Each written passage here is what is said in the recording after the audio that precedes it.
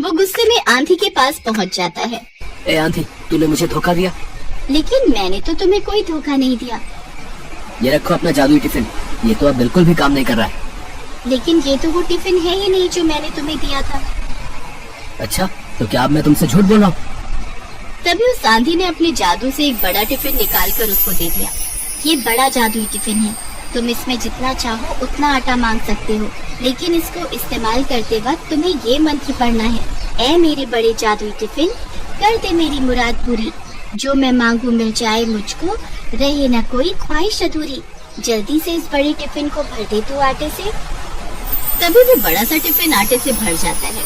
सुरेश उस भरे हुए बड़े टिफिन को सर पर उठाकर घर लौट आता है। बिंदु उसे आते हुए देख लेती है। हैं? इतना बड़ा टिफिन? लगता है ये भी पूरा आटे से भरा हुआ है। अब तो मुझे इसे भी चुराना ही होगा। घर आकर सुरेश उमा को फिर से सारी बात बताता है। सच में जी, ये तो बहुत बड़ा टिफिन है, अब तो हमारी कमाई खूब होगी। हाँ उमा, जितना पहले मैं महीने भर में जाकर कमाता था, उतना अब मैं एक दिन में कमाऊंगा और मैं खुद का आटे का बड़ा सा गोदाम खोलूंगा। हाय, मुझे तो अभी से ही सोच सोच कर खुशी हो रही है।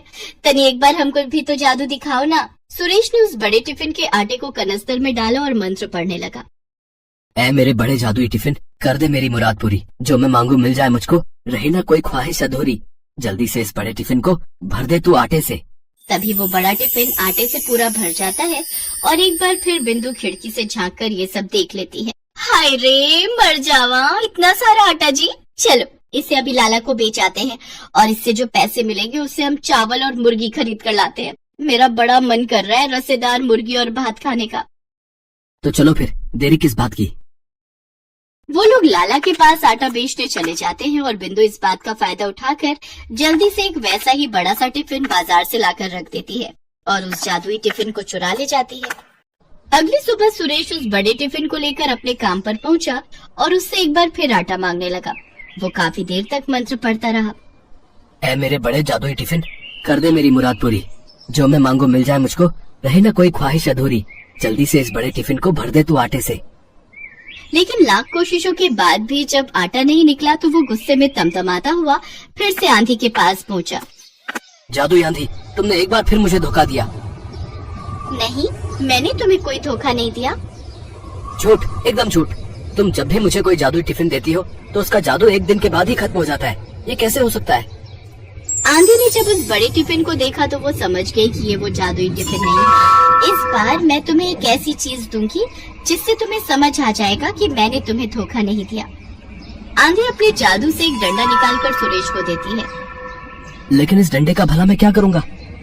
इसको तुम ले जाकर अपने घर पर रख देना और जब तुम्हें वो चोर मिल जाए तो उससे कहना, ऐ मेरी जादुई डंडे, दिखा दे तू अपना कमाल, जो भी आए तुझे चुराने उसका तू कर दे धमाल। सुरेश एक बार फिर उस जादुई डंडे को लेकर घर आया और एक बार फिर बिंदु ने उसे देख लिया। जरूर इस डंडे में भी कोई जादू छिपा होगा, अब किसी तरह इसे भी चुरा लेती हूँ।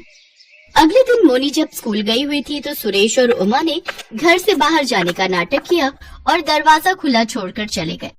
इस बाट में बैठी बिंदु जल्दी से उनके घर के अंदर जाती है और उस डंडे को चुराने की कोशिश करती है। लगता है सभी बाहर गए हैं। जैसे ही बिंदु ने उस डंडे को हाथ लगाया तभी सुरेश और उमा वहां आ गए और सुरेश ने मंत्र पढ़ना शुरू किया। ऐ मेरे जादुई डंडे, दिखा दे तू अपना कमाल, जो भी आए तुझे चुराने उसका तो कर दे धमाल।